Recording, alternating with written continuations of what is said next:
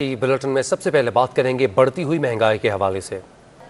अवाम पर petrol bomb गिराने की तैयारी कर ली गई। पेट्रोल की कीमत 5 रुपये 25 पैसे फी लीटर महंगा करने की सिफारिश की गई है। डीजल की कीमत 3.5 रुपये फी लीटर बढ़ाने की तजवीज़ की गई। ओगरा ने पेट्रोलियम मसनूआत की कीमतों में इजाफे की समरी पेट्रोलियम डिवीजन को भिजवा दी है। वजारत खजाना हतमी फैसला वज़ीर आज़म की मुशावरत से करेगी। समरी मंजूर होने पर कल से पेट्रोलियम मसनूआत की कीमतों में इजाफा मुतवक्के है। पेट्रोल की कीमतों में मतवक्के इजाफे पर मौक़िफ़ जानते हैं। आपको बताया अहम खबर के हवाले से समरी मंजूर होने पर नई कीमतों का इतलाक कल से हो जाएगा। मज़ीद तफसीलात जानेंगे अपने नुमाइंदा मुज़म्मिल असलम से। मुज़म्मिल असलम साहब हमारे साथ मौजूद है, माशी तज्ज़ियाकार हमारे साथ मौजूद हैं। मुज़म्मिल साहब बताइएगा क्या तफसीलात हैं, पेट्रोलियम मसनूआत की कीमतों में इजाफा की क्या वजह बताई जाती है?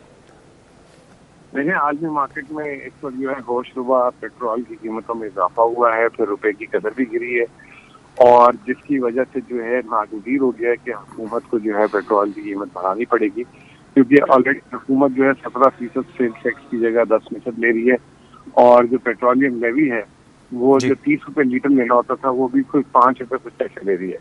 तो ये तमाम वजूहात की वजह से हुकूमत के पास अब गुंजाइश नहीं है कि जो आलमी मार्केट में जो इस वक्त जो है जो कीमतें जो बढ़ी हैं उस जो है अपने ऊपर ले सके। मुमताज़ साहब ये बताइएगा, मुज़म्मिल साहब ये बताइएगा, जब ये बिजली पेट्रोल महंगा होता है उसके बाद बिजली की जो बिल्स हैं उसमें भी फ्यूल एडजस्टमेंट की मद में इजाफा कर दिया जाता है। उससे एक बार फिर से एक तो पेट्रोल महंगा मिलेगा, दूसरी जानिब जो शहरी हैं उनको बिजली भी महंगी मिलेगी। महंगाई का दौर आने वाला है, क्या कहेंगे आप इस पर? देखिए, इस वक्त जो है आज महंगाई है, आलमी महंगाई है। इस वक्त जो है पूरी दुनिया में महंगाई चल रही है और बल्कि यूरोप में तो बहुत सारे बिजली घरों में जो है अपनी बिजली कंपनी होल्ड कर दी है। फिलहाल तो ये जो है पेट्रोल महंगा होने से बिजली की कीमत नहीं बढ़ती, वो फ्यूल एडजस्टमेंट एक अलग चीज है जो गैस की कीमतों से बढ़ती है। तो वो भी लेकिन अब नागुज़ीर है क्योंकि IMF प्रोग्राम एक साल से पाकिस्तान को कह रहा है कि बिजली की कीमतें बढ़ाएं। तो वो भी हो सकता है कि हम अक्टूबर में किसी वक्त देखें कि 1-1.5 रुपए यूनिट बिजली का बढ़ेगा। मुज़म्मिल साहब ये बताइएगा कि महंगाई को कम करने के लिए क्या इक़दाम किए जा सकते हैं, कोई तजवीज़ देना चाहेंगे? देखिए, अगर महंगाई इस वक्त दो किस्म की है, एक आलमी महंगाई है, एक मकामी महंगाई है। जो मकामी महंगाई में जो खाने पीने की अशिया है, हुकूमत उसमें कोशिश कर रही थी कि हमारी ज़राअत अच्छी हो जाए, तो अब आ रही है इस बात से। हुकूमत ने अभी जो है अपने गंदम के ज़खायर भी जो है मार्केट में डाले हैं ताकि 55 रुपए किलो आटा मिले। घी तेल ड्यूटी कम कर रही है ताकि आवाम को जो है सस्ता घी तेल मिले। और चीनी और गन्ने की फसल बहुत अच्छी आ रही है जिसमें चीनी की भी सुना है कि कीमतें नीचे आ जाएंगी, लेकिन साथ साथ हुकूमत ने जो 105 रुपए की चीनी मिल रही है, सस्ते बाजार में 90 रुपए चीनी का रेट मुकर्रर कर दिया है। तो जहां हुकूमत की ताकत है, हुकूमत कर रही है, जहां वो बेबस है क्योंकि पाकिस्तान में तमाम गैस वगैरह जो है बाहर से LNG आ रही है, तो उसके जो इस वक्त रेट है आलमी मार्केट में, गैस का रेट 180% एक साल में बढ़ी है, तेल की कीमत एक साल में 88% बढ़ी है। अब हुकूमत के पास वसाइल नहीं है कि जो है अपने ऊपर रख के आवाम को सस्ता देते हैं। लेकिन मुज़म्मिल साहब अगर आपने LNG की बात की है तो उसके टेंडर्स जब जारी किए जाते हैं उन पर भी सवालिया निशान है। टेंडर्स पहले जब आपको पता होता है कि फरवरी जनवरी और इस दौरान आपको चाहिए तब टेंडर जारी नहीं किए जाते, लेकिन ऐन मौके पे आकर जब आलमी मार्केट में गैस महंगी हो जाती है तब टेंडर्स जारी किए जाते हैं, जिसकी वजह से एक बोझ पड़ता है पाकिस्तानी अवाम पर। देखिए, आप गैस 1 महीने की फौरत खरीद सकते हैं, 2 महीने की खरीद सकते हैं, कोई 50 साल की नहीं खरीद सकते। अब मैं आपको ये बोलूं कि बारिश हो रही थी तो आप अपने घर की छत में टंकियां बना लें और पानी जमा कर लेते, ऐसा मुमकिन है? नहीं मुमकिन। तो इस तरीके से आप ज्यादा से ज्यादा 1-2 महीने की खरीद सकते हैं। ये जो है सिलसिला पिछले 1 साल से चल रहा है। तो ये जो बात है ये बेमायने है और ये मशवरा देना बहुत आसान है, लेकिन इसके पीछे बहुत बड़ी साइंस है। और इसके अलावा अगर आप आगे की फॉरवर्ड की गैस खरीदते हैं तो उसके लिए आपके पास ज़र मुबादला लेना चाहिए। तो ये इतनी आसान चीज़ नहीं है जितना जो है हम और आप बैठ के बात कर लेते हैं। बहुत शुक्रिया। पेट्रोलियम मसनूआत की कीमतों में इजाफे के हवाले से मुआशी तज्ज़ियाकार मुज़म्मिल असलम हमारे साथ मौजूद थे, अपना इजहार ख्याल कर रहे थे। बहुत शुक्रिया।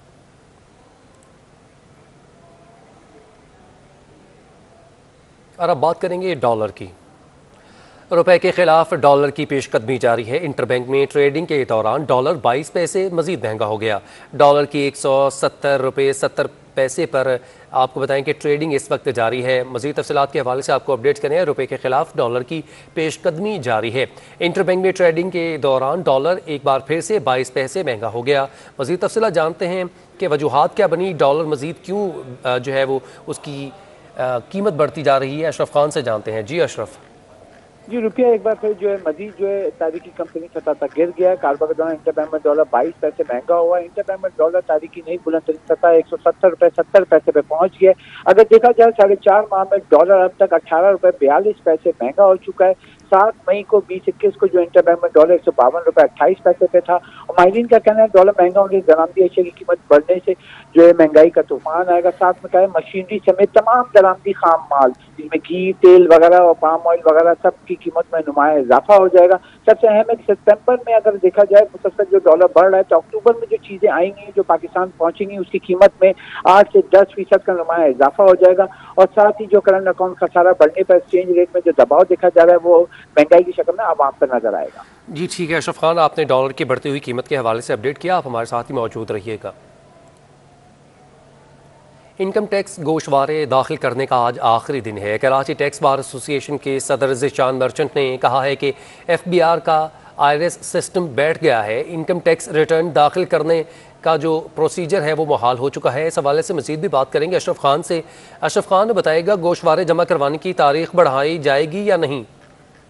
FBR ने तो वाजे कर दिया है आज आखिरी दिन है और 30 सितंबर के बाद जो है इनकम टैक्स रिटर्न की दाखिल करने की जो आखिरी तारीख नहीं बढ़ाई जाएगी। और देखा जाए पाकिस्तान से मुल्क भर में जो इनकम टैक्स रिटर्न फाइल है टोटल 31 लाख है। और कराची टैक्स बार के जो सदर हैं ज़ीशान मर्चेंट का कहना है कि 15 लाख से भी कम लोगों ने अब तक रिटर्न फाइल किया। मसला ये है कि जो सिस्टम है उसका जो फार्मूला है वो तब्दील हुआ है जो कि माहिरीन को भी नहीं पता है। उसकी वजह से रिटर्न फाइल करने में शदीद मुश्किलात हो रही हैं। जो सैलरी पर्सन है वो तो अपना इनकम टैक्स रिटर्न बआसानी फाइल कर रहे हैं लेकिन जो अदर बिजनेस का कारोबार कर रहे हैं उनके फाइल करने में IRS सिस्टम में मुश्किलात है। आज भी जब IRS पे जब भारी दबाव देखा गया उसकी वजह से IRS सिस्टम बैठ गया है और वहाँ पे इनकम टैक्स रिटर्न फाइल नहीं हो पा रहा है। उन्होंने फिर मुतालबा किया है कि एक बार फिर FBR जो है इसको नजरसानी करे और तारीख में जो क्योंकि मसाइल चल रहे हैं तो कम से कम 90 दिन का इजाफा किया जाए। जी ठीक है, बहुत शुक्रिया अशरफ खान, आपने इस हवाले से तफसीलन अपडेट किया। अब बात करेंगे शहर कराची के मौसम के हवाले से। शुमाल मशरकी बहिरा अरब में ट्रॉपिकल समुद्री तूफ़ान की तश्कील हो चुकी है। मौसम का हाल बताने वालों ने आज दोपहर से शहर में तेज़ बारिशों की पेश गोई कर रखी है। शहर कायद का मौसम सुबह से ही खुशगवार है। हवा का वाज़े कम दबाव है मज़ीद शिद्दत इख्तियार कर चुका है। डायरेक्टर महकमा मौसमियात सरदार सरफराज ने कहा है कि आइंदा 24 घंटों में डिप्रेशन मज़ीद शिद्दत इख्तियार करके समुद्री तूफ़ान बन सकता है। कल पूरा दिन वक्फे वक्फे से तेज़ बारिश जारी रह सकती है। उनका मज़ीद क्या कहना था आपको सुनवाते हैं। देखिए, जो लो प्रेशर एरिया गुजरात की तरफ मूव करके आया सेंट्रल इंडिया से, वो इस वक्त नॉर्थ ईस्ट अरेबियन सी पर मौजूद है। कराची से लो प्रेशर एरिया शिद्दत इख्तियार करके डिप्रेशन की शक्ल में मौजूद है और ख़दशा ये है कि आइंदा 24 घंटों में ये साइक्लोन की शक्ल इख्तियार कर सकता है। इस वजह से कि उसको एनवायरमेंटल कंडीशन फेवरेबल मेजर से हैं सारे। पिछले 2-3 दिन से जिक्र कर रहे हैं कि तेज़ बारिश मतवक्की है, तेज़ आंधी चलेगी उसकी वजह से और समंदर में लहरों की ऊंचाई भी बढ़ सकती है, तूफ़ान आ सकती है। और इसमें यही है कि कराची, हैदराबाद, ठट्ठा, वलीन, नवाब शाह, ताजू और आगे चल के और मारा, पसनी, गवादर, जिलानी, इन सब इलाकों में अर्बन फ्लडिंग का खदशा है, इन सब आंधी का खदशा है और इन सब इलाकों में लहरों की ऊंचाई का भी है। मौसम के हवाले से आपको अपडेट करें। बहिरा अरब में मौजूद हवा का कम दबाव डिप्रेशन में तब्दील हो चुका है। सिस्टम आइंदा 24 घंटों में साइक्लोन की शक्ल इख्तियार कर सकता है जिसके तहत कराची में आज शाम से तूफ़ानी बारिशों का इम्कान है। अपडेट करें आपको हम खबर के हवाले से। मौसम में एकदम से तब्दीली आई है जिसकी वजह से शहर कायद का मौसम सुबह से ही खुशगवार है। हवा का वाज़े कम दबाव मज़ीद शिद्दत इख्तियार कर गया है। आपको बता रहे हैं हम खबर के हवाले से। मौसम का हाल बताने वालों ने आज दोपहर से शहर में तेज़ बारिशों का इम्कान ज़ाहिर किया है। शुमाल मशरकी बहिरा अरब में ट्रॉपिकल समुद्री तूफ़ान की तश्कील हो चुकी है। मौसम का हाल बताने वालों ने आज दोपहर से शहर में तेज़ बारिशों की पेश गोई कर रखी है। शहर कायद का मौसम सुबह से खुशगवार है। हवा का जो वाज़े कम दबाव है उसमें मज़ीद शिद्दत अख्तियार कर ली है। डायरेक्टर महकमा मौसमियात सरदार सरफराज का कहना है कि आइंदा 24 घंटों में डिप्रेशन मजीद शिद्दत अख्तियार करके समुद्री तूफान बन सकता है, जो कि कराची और बलूचिस्तान की साहिली पट्टियों पर टकराएगा। बहिर अरब में मौजूद हवा का कम दबाव डिप्रेशन में तब्दील हो चुका है। सिस्टम आइंदा 24 घंटों में साइक्लोन की शक्ल अख्तियार कर सकता है, जिसके तहत कराची में आज शाम से तूफ़ानी बारिशों का इम्कान है। और ये जो तूफ़ान साइक्लोन यहाँ पर बनेगा उसको शाहीन का नाम दिया गया है, और शाहीन जो है वो कराची और बलूचिस्तान के साहिल पर जा सकता है। अपडेट करें आपको हम खबर के हवाले से। महकमा मौसमियात ने आज शहर में तेज़ और तूफ़ानी बारिशों का इम्कान ज़ाहिर कर दिया है। बहिरा अरब में मौजूद हवा का कम दबाव डिप्रेशन में तब्दील हो चुका है। सिस्टम आइंदा 24 घंटों में साइक्लोन की शक्ल अख्तियार कर सकता है, जिसके तहत कराची में आज शाम से तूफ़ानी बारिशों का इम्कान है। अगर ये साइक्लोन तूफ़ान का जो शक्ल अख्तियार करता है तो इसको शाहीन का नाम दिया गया है, और शाहीन कराची और बलूचिस्तान की जो साहिली पट्टी हैं उन पर टकरा सकता है। इस वक्त हमारे साथ रबिया खान मौजूद है, मज़ीद तफसीलात उनसे जानते हैं। रबिया खान, बताइएगा क्या तफसीलात हैं? जी बिल्कुल, महकमा मौसमियात का कहना है कि बहरे अरब में मौजूद हवा का जो कम दबाव था वो डिप्रेशन की शक्ल इख्तियार कर आइंदा 24 घंटों में साइक्लोन में तब्दील होने के उसके इम्कानात जाहिर किए जा रहे हैं। और महकमा मौसमियात का कहना है कि अगर ये सिस्टम साइक्लोन की शक्ल इख्तियार करता है तो आज कराची में आज शाम से तेज़ तूफ़ानी बारिशों का इम्कान है, जो कि काफ़ी अरसे से जो है वो महकमा मौसमियात की जानिब से अलर्ट इस हवाले से जारी किए जा रहे थे। महकमा मौसमियात का कहना है कि कराची में न सिर्फ तेज़ बारिशों का इम्कान है बल्कि तेज़ हवाएं भी चल सकती हैं। इस वक्त भी आप देख सकते हैं कि खासी तेज़ हवाएं चल रही हैं, और इस वक्त जो हवाओं की रफ्तार है वो तकरीबन 47 किलोमीटर फी घंटा की रफ्तार से हवाओं का सिलसिला जारी है।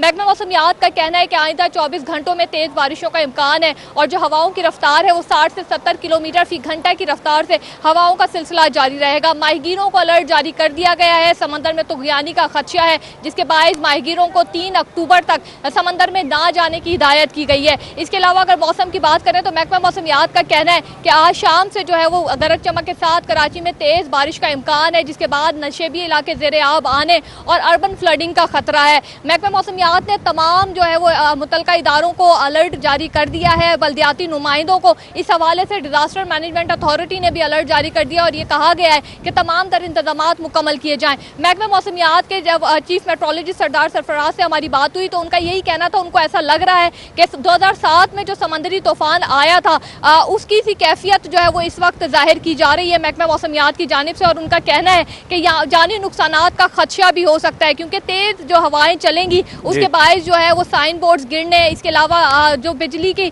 तारे हैं और खंबे गिरने और दीगर जो है वो दरख्त वगैरह गिरने के इम्कानात हैं। तो महकमा मौसमियात की जानिब से अलर्ट जारी कर दिया गया है। तमाम महकमों को भी तमाम तर तैयारियां मुकम्मल करने के लिए कह दिया गया है। समंदरी हवाओं जो हवाएं चल रही हैं वो भी खासी तेज हैं, लेकिन महकमा मौसमियात का कहना है कि इनकी रफ्तार में जो है वो तकरीबन डबल हो जाएंगी जब सिस्टम मुकम्मल तौर पर कराची के ऊपर आएगा। शाम से महकमा मौसमियात की जानिब से कहा जा रहा है कि तेज बारिशों का इम्कान है, शाम से आगाज होगा और कल दिन भर जो है वो बारिशों का सिलसिला वक्फे वक्फे से जारी रहेगा। जी ये बताइएगा कि ये जो साइक्लोन बन रहा है अगर वो तूफ़ान की शक्ल इख्तियार कर चलता है और शाहीन का नाम उसे दिया गया है तो वो कराची और बलूचिस्तान की साहिली पट्टियों पर टकरा सकता है?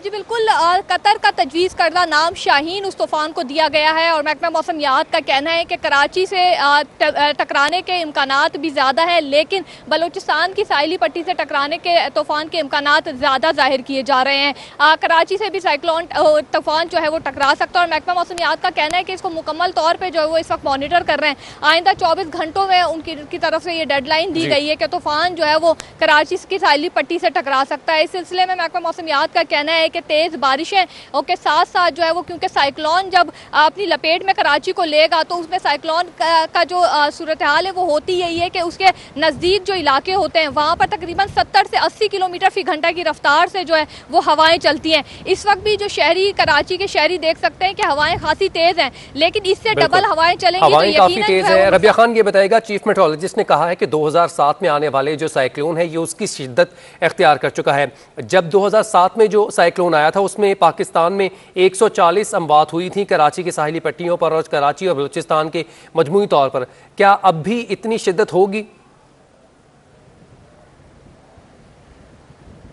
आज बिल्कुल यही वजह है कि महकमा मौसमियात का कहना है कि जानी नुकसानात का खदशा उनको अब भी लग रहा है। चीफ मेट्रोलॉजिस्ट ऐसा कहते हैं। वो कह रहे हैं कि 2007 में आने वाला जो तूफान था ये उसी तरह का तूफान लग रहा है। और क्योंकि इसमें तूफान का मसला ये होता है कि हवाएं बहुत तेजी से चलती हैं, तो जब तेजी से हवाएं चलती हैं तो उसके बाद इमारतों के शीशे टूटने, दरख्त गिरने, इसके अलावा जो है वो बिजली के खंभे गिरने, साइन बोर्ड्स गिरने से जो है वो काफ़ी नुकसानात होते हैं। और जब साइन बोर्ड्स हम देखते हैं कि साइन बोर्ड्स या दरख्त वगैरह गाड़ियों पे गिरते हैं तो गाड़ियों में मौजूद अफराद जो हैं वो उनके जो है वो मरने का खतरा होता है। तो इस तरीके से महकमा मौसमियात का यही कहना है कि शदीद जो है वो बारिशें भी होंगी और बारिशों के बाद हमने देखा है कि जो खस्ता हाल इमारतें हैं वो गिर जाती हैं। अक्सर जो है वो कच्चे घर जो है वो उनकी दीवारें, उनकी छतें गिर जाती हैं, जिसके मलबे तले दबके जो है वो लोग जा बहाक होते हैं। तो सूरत हाल जो है वो इसी तरीके की लग रही है और खुदा ना करे लेकिन जो है वो जानी नुकसानात का भी खदशा है। जो सूरत हाल बताई जा रही है महकमा मौसमियात की जानिब से, जो बारिशों की शिद्दत होगी और जो हवाओं की शिद्दत होगी तो उससे यकीनन खदशात तो यही है कि अमवात भी हो सकती हैं। जी, अगर तूफान शिद्दत इख्तियार करता है और हवाओं की तेज़ी की वजह से जो मुख्तलिफ फैक्टर्स हैं अमवात का सिलसिला भी बना सकते हैं, लेकिन खुदा न ख्वास्ता ऐसा कोई भी फैक्टर ना हो जिसकी वजह से रेन इमरजेंसी और CD और PDM ने अलर्ट्स जारी कर दिए हैं। बहुत शुक्रिया रबिया खान, आपने अपडेट किया। शहर में आज से तेज़ बारिशों की पेशगोई की गई है। अर्बन फ्लडिंग का खतरा है। डिजास्टर मैनेजमेंट अथॉरिटी सिंध ने भी अलर्ट जारी कर दिया है। PDMA के एलामिये के मुताबिक आज कराची में गरज चमक के साथ तेज़ बारिश का इम्कान है। 2 अक्टूबर तक वक्फे से तेज़ बारिशें हो सकती हैं, जिसके हवाले से अलर्ट जारी कर दिया गया है।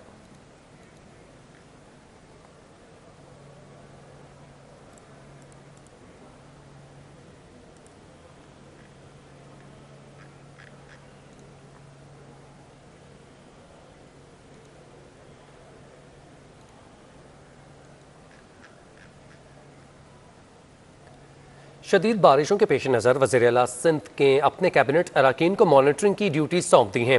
एडमिनिस्ट्रेटर कराची बैरिस्टर मुर्तज़ा वहाब के ट्वीट के मुताबिक वज़ीर-ए-आला के अहकामात पर सूबाई वज़रा ज़िले वाइज सूरत-ए-हाल मॉनिटरिंग करेंगे। अपडेट करें आपको, वज़ीर-ए-आला ने कैबिनेट अरकान को मॉनिटरिंग की जिम्मेदारियाँ सौंप दी हैं।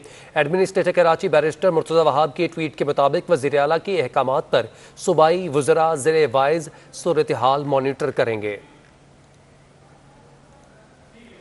आज से हफ्ते के दौरान मुमकिन बारिशों और तूफ़ानी हवाओं के पेश नज़र जिन्ना इंटरनेशनल एयरपोर्ट पर तैयारों और तनसीबात को महफूज बनाने के लिए ज़रूरी इक़दाम मुकम्मल कर लिए गए हैं। एयरपोर्ट मैनेजर इमरान खान के मुताबिक PDMA की हिदायत की रोशनी में तूफ़ानी हवाओं और मुमकिन शदीद बारिशों के पेश नज़र एयरपोर्ट पर पार्क बड़े तैयारों के तहफ़्फ़ुज़ के इंतज़ाम मुकम्मल कर लिए गए हैं। छोटे तैयारों और हेलीकॉप्टर्स के साथ इजाफी वज़न बांधा जा रहा है ताकि उन्हें तेज़ हवाओं से होने वाले नुकसानात से बचाया जा सके। सिविल एविएशन फ़्लाइट शेड्यूल के मुताबिक कराची से रवाना की जाने वाली 13 मुल्की और बैनुल अक़वामी परवाज़ें इंतज़ामी मामलात और मौसम की सूरत हाल के बायस मनसूख कर दी गई हैं। दीगर परवाज़ें मुकर्रर औक़ात में रवाना की जाएंगी। कराची से दुबई जाने वाली अमारात एयरलाइन की परवाज़ के 605 और नजफ़ के PIA की खुसूसी परवाज़ 9245, तुर्किश एयर की इस्तंबुल जाने वाली परवाज़ TK 709 मनसूख कर दी गई है। मुमकिना बारिशों के पेश नज़र DAEA के पर्चे मुलतवी कर दिए गए हैं। Sindh board of technical education ने मुमकिना बरसात के पेश नज़र आज 1 और अक्टूबर को होने वाले जो पर्चे हैं वो मुलतवी कर दिए हैं। नाज़िम इम्तहानात गुल मोहम्मद खंड के मुताबिक डिप्लोमा ऑफ एसोसिएट इंजीनियरिंग के इम्तहानात मुलतवी कर दिए गए हैं। टेक्निकल बोर्ड हुकाम के मुताबिक मुलतवी होने वाले पर्चे अब 9, 11 और 12 अक्टूबर को लिए जाएंगे।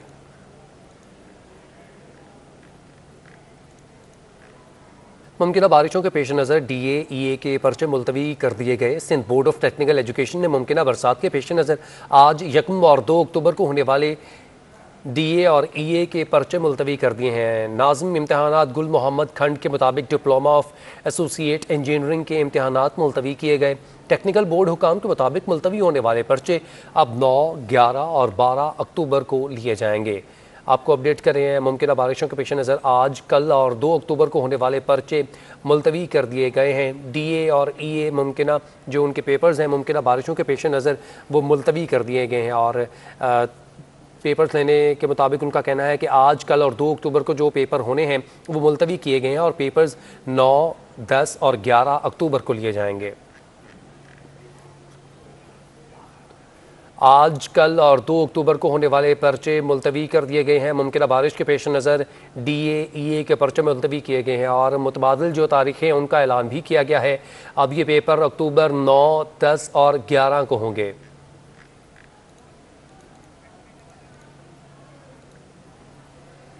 डायरेक्टोरेट ऑफ प्राइवेट स्कूल्स की जानिब से कॉलेज के तलबा को वैक्सीनेशन लगाई गई है। तलबा ने बड़ी तादाद में वैक्सीनेशन मुहिम में शिरकत की। अपडेट करें आपको अहम खबर के हवाले से। डायरेक्टोरेट ऑफ प्राइवेट स्कूल्स की जानिब से कॉलेज के तलबा को वैक्सीन लगाई गई है। तलबा ने बड़ी तादाद में वैक्सीनेशन मुहिम में शिरकत की। तालीम के मयार को बेहतर और तालीम को मुस्तकिल करने के हवाले से ये इकदाम किए जा रहे हैं। कोरोना वैक्सीन लगाई जा रही है ताकि कोरोना वायरस के केसेस कम रिपोर्ट हों और जो तालीम का मयार है और तालीम को मुस्तकिल रखने के लिए ये तमाम तर इकदाम किए जा रहे हैं। तलबा ने बड़ी तादाद में वैक्सीनेशन मुहिम में शिरकत की।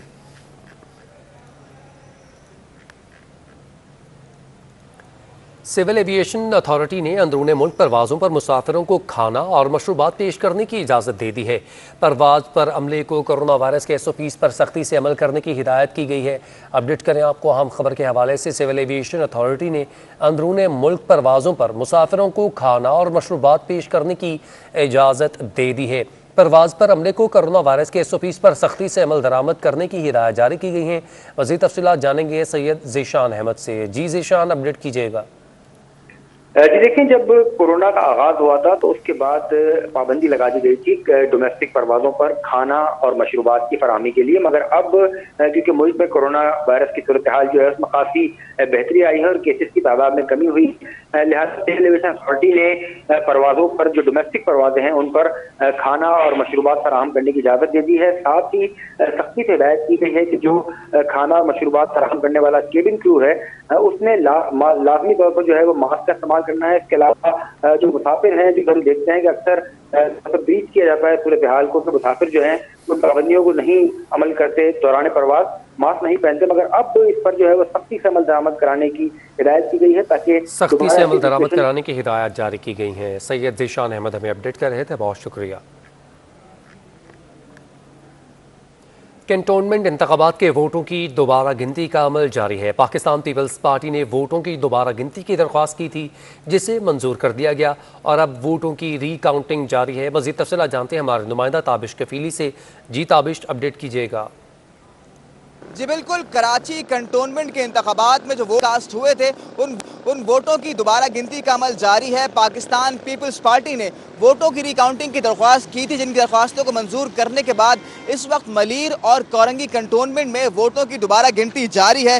कोरंगी के वार्ड नंबर 5 में मुस्लिम लीग नून के उम्मीदवार मलिक जावेद 182 वोट लेकर कामयाब हुए थे। मलीर कंटोनमेंट वार्ड में पाकिस्तान तहरीक इंसाफ के उम्मीदवार मलीर कंटोनमेंट वार्ड के 4 में मलिक अमानुल्लाह तहरीक इंसाफ के जो उम्मीदवार थे वो 365 वोट लेकर कामयाब हुए थे। मलीर के वार्ड नंबर 7 में पाकिस्तान तहरीक इंसाफ के उम्मीदवार मोहम्मद वासिफ शाह 273 वोट लेकर कामयाब हुए थे। पाकिस्तान पीपल्स पार्टी के गुलफाम मंशा ने 272 वोट हासिल किए थे। इस वक्त कोरंगी में वोटों की दोबारा गिनती का अमल जो है वो DRO सज्जाद खटक की जेर निगरानी जारी है, जबकि DRO नवेद अजीज वोटों बहुत शुक्रिया ताबिश कफीली, आप अपडेट कर रहे थे। आगे बढ़े, आपको बताएं कि सिंध हाई कोर्ट ने वज़ीर आला मुराद अली शाह के खिलाफ हलीम आदिल शेख की दरख्वास्त पर तफसीली फैसला जारी कर दिया है। हलीम आदिल शेख और वज़ीर आला मुराद अली शाह के इख्तलाफात सियासी मामला करार दे दिया गया। मज़ीद तफसीलात के लिए आपको अपडेट करें कि सिंध हाई कोर्ट ने वज़ीर आला मुराद अली शाह के खिलाफ हलीम आदिल शेख की दरख्वास्त पर तफसीली फैसला जारी कर दिया है।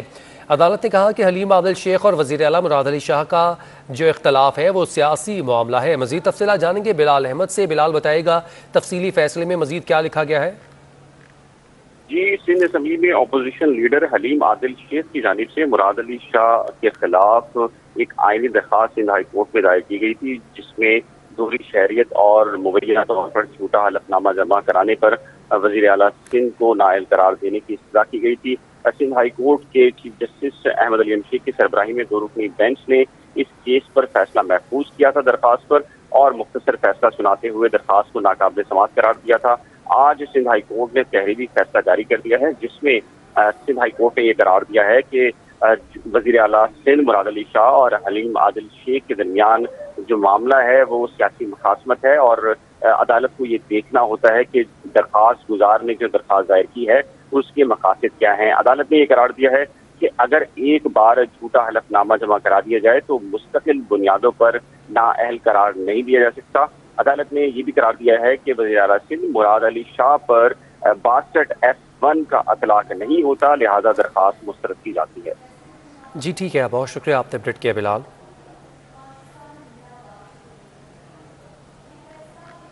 अब आपको बताएंगे उमर शरीफ की तबीयत नासाज होने के बायस उन्हें जर्मनी में न्यूरमबर्ग के अस्पताल में दाखिल कर दिया गया है। तबीयत में बेहतरी आने पर आज किसी भी वक्त उन्हें अमेरिका रवाना कर दिया जाएगा। कॉमेडी किंग उमर शरीफ की दौरान परवास बुखार के बायस तबीयत बिगड़ने पर उन्हें न्यूरमबर्ग जर्मनी के अस्पताल में दाखिल कर दिया गया। उनकी अहलिया जरी उमर को भी एयरपोर्ट के करीब वाक़ पुलिस स्टेशन ले जाया गया, जहाँ ज़ाब्ते की कार्रवाई के बाद जर्मनी का वीज़ा जारी करने के बाद उन्हें उमर शरीफ के पास अस्पताल पहुँचा दिया गया। खबरों का सिलसिला आगे बढ़ाएं। आपको बताएं कि सानिहा मेहरान टाउन केस में अहम पेशरफ्त सामने आई है। सेशन अदालत चरकी ने सरकारी इदारों को मुजरिमाना गफलत का मर्तकब करार देते हुए deputy commissioner Korangi, administrator Korangi समेत अहम अफसरान के नाकाबिल जमानत वारंट गिरफ्तारी जारी कर दिए हैं। मजीद बात करते हैं अपने नुमाइंदा मुमताज़ जमाली से। जी मुमताज़, अपडेट कीजिएगा। मौजूद हूँ जुडिशल मजिस्ट्रेट शर्की शेर मोहम्मद कोलाची की कोर्ट के बाहर पर सानिहा मेहरान टाउन केस में अहम पेशरफ्त आई है। पुलिस ने जो केस का चालान पेश किया है, जिस पर अदालत ने अपना तहरीरी हुक्मनामा जारी कर दिया है। अदालत ने डिप्टी कमिश्नर कोरंगी समेत 8 बड़े इदारों के अफसरान को भी इस केस में नामजद कर दिया है, जबकि उन तमाम अफसरान को इस केस में मुलजिम नामजद करने का हुक्म देते हुए उनके नाकाबिले गिरफ्तारी वारंट भी जारी कर दी हैं। उनमें से जो है अदालत ने कलेक्टर के जनरल मैनेजर को भी केस में शामिल करने का हुक्म दे दिया है। साथ ही साथ हेड ऑफ न्यू कनेक्शन के इलेक्ट्रिक सिविक सेंटर को भी इस केस में शामिल करने का हुक्म दे दिया है। दीगर अफसरान में जो है KDA के जो एग्जीक्यूटिव इंजीनियर हैं Zahid Hussain, director civil defence authority Fida Hussain Bugyo, deputy director SEPA Mohammad Kamran को भी इस केस में शामिल करने का अदालत ने हुक्म दे दिया है। और अदालत का ये मौक़िफ़ है और तहरीरनामा ने उनमें रिमार्क्स दिए हैं कि इन अफसरान ने अपनी कानूनी जिम्मेदारी अदा नहीं की गई है। एक रिहायशी प्लाट पर जो है वहाँ पर कमर्शियल सरगर्मियाँ करने की इजाज़त दी गई है। तमाम इदारे जो हैं इनमें मुलव्विस हैं, लिहाजा अदालत ने पुलिस को हुक्म दिया है कि इन तमाम 8 जो मुल्ज़मान हैं इनको भी इस केस में शामिल किया। अदालत ने इन 8 मुल्ज़मान के गिरफ्तारी वारंट भी जारी कर दिए हैं। मुमताज़ जमाल की अपडेट कर रहे थे, बहुत शुक्रिया। वर्ल्ड मैरीटाइम डे पर सेमिनार का इनेकाद किया गया। बरतानवी हाई कमिश्नर ने भी सेमिनार में शिरकत की और तकरीर की। उन्होंने अपनी तकरीर का आगाज़ कैसे किया, आपको दिखाते हैं। ख़वातीन और हज़रात, अस्सलाम वालेकुम। मेरा नाम क्रिस्टियन है, मैं ब्रिटिश हाई कमिश्नर हूँ और जैसा कि आप जानते हैं कि मैं थोड़ी उर्दू बोल सकता हूँ, लेकिन मुझे अफसोस है। I will carry on in English if you will allow me. I cannot give you my character for the rest of the morning. अब आपको अपडेट करें कि समुद्री तूफान गुलाब के असरात के बायस शहर में तेज़ हवाएं चल रही हैं। फेरियल हॉल पार्क के करीब बिजली का खंभा गाड़ी पर गिर चुका है। अपडेट करें आपको अहम खबर के हवाले से। समुद्री तूफान गुलाब के असरात के बायस शहर में तेज़ हवाएं चल रही हैं। फेरियल हॉल पार्क के करीब बिजली का खंभा गाड़ी पर आन गिरा। अपनी टेलीविजन स्क्रीन पर मनाज़र आप मुलाहिज़ा कर सकते हैं। मज़ीद तफ़सीलात जानते हैं सैयद ज़ीशान अहमद से। जी ज़ीशान।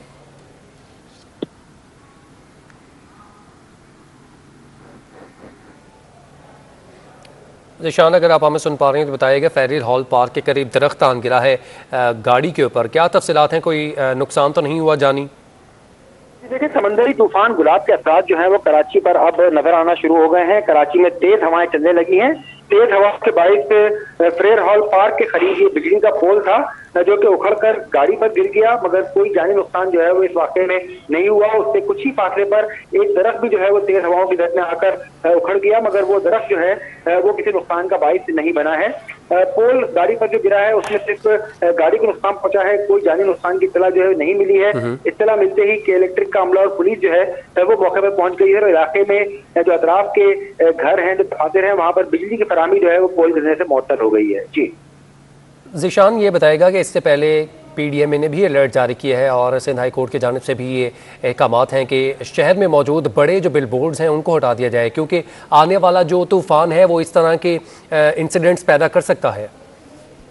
जी बिल्कुल, मगर इन अहकामात के बावजूद हम अब भी देख रहे हैं कि शहर की जो मरकजी शाहराहें हैं, जो बड़ी सड़कें हैं, वहां पर इमारतों के ऊपर भी हमें बिलबोर्ड जो है वो अब भी दिखाई दे रहे हैं। कल भी जो है वो मुख्तलिफ जो बल्दियाती हुकूमतें हैं उनकी जानिब से भी यही इंतबा जारी किया गया है कि फौरी तौर पर जो है वो बिलबोर्ड को रिमूव किया जाए, मगर सुबह से हमने शहर में ऐसा कोई काम होते नहीं देखा। कुछ जगहों से जो है वो बड़े साइन बोर्ड को रिमूव जरूर किया गया था जब ये अहकामात आए थे, मगर उसके बाद हमने फिर जो है वो मुख्तलिफ जगहों पर साइन बोर्ड देखे। और अब भी कराची शहर के अंदर, क्योंकि अब तो तूफान आहिस्ता है, तेज हवाएं चलना शुरू हो गई हैं और महकमा मौसमियात का और PDMA ने अलर्ट भी जारी कर दिया है कि आइंदा 3 दिनों तक कराची में और अतराफ के इलाकों में तेज बारिशें तेज हवाओं के साथ मुतवक्के हैं।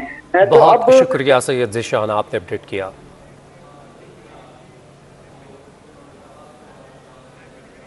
अब बात करेंगे शहर में जारी क्राइम के हवाले से। अब आपको बताएं कि FIA इंसदादे इंसानी स्मगलिंग सर्कल ने शहर के मुख्तलिफ इलाकों में कार्रवाइयाँ करके 10 ईरानी बाशिंदों को गिरफ्तार करके मुकदमात दर्ज कर दिए हैं।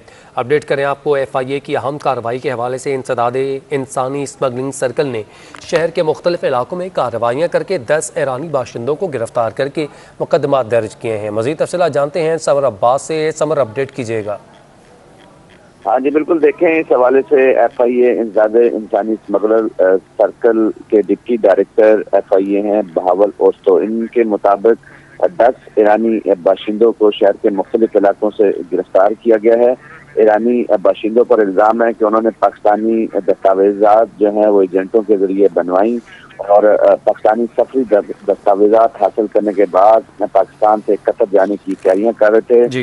इन गिरफ्तार 10 ईरानी बाशिंदों के खिलाफ फॉरेन एक्ट और ताज़ीरात पाकिस्तान की मुख्तलिफ दफात के तहत मुकदमात दर्ज कर लिए गए। मुख्तलिफ जो है दफात शामिल की गई हैं मुकदमे में। बहुत शुक्रिया समर अब्बास, आपने अपडेट किया। कुछ खबरें शामिल करेंगे खेल के मैदान से। पाकिस्तान क्रिकेट बोर्ड ने 18 मुमकिन ख़वातीन खिलाड़ियों को तरबियती कैंप में तलब कर लिया है। कैंप 5 से 20 अक्टूबर तक Hanif Mohammad high performance centre में नेशनल स्टेडियम कराची में जारी रहेगा। 16 रोज़ा camp ICC women's world cup qualifiers की तैयारियों के लिए लगाया जा रहा है। कैंप के दौरान खिलाड़ियों के फिटनेस और सलाहियतों पर खुसूसी तवज्जो दी जाएगी। इस दौरान ख़वातीन खिलाड़ियों और अंडर 19 बॉयज़ टीम्स के माबैन प्रैक्टिस मैचेस भी मुनक्किद किए जाएंगे।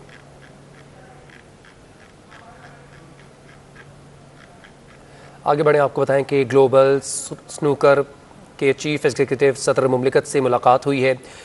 पाकिस्तान के सॉफ्ट इमेज को उजागर करते हुए फुटबॉल के नए दौर का राहें हमवार की जा रही हैं। डॉक्टर आरिफ अलवी ने यह मौक़िफ़ दिया। सदर मुमलिकत डॉक्टर आरिफ अलवी ने ग्लोबल सोकर के chairman Yasir Mahmood, chief executive officer Zeb Khan और chief operating officer Saqib Rafiq Chaudhry से फ़ुटबॉल को प्राइवेट ज़राए से मुस्तहकम करने के हवाले से मुलाकात की। न्यूज़ बुलेटिन से फिल वक्त इतना ही। देखते रहें सिटी 21।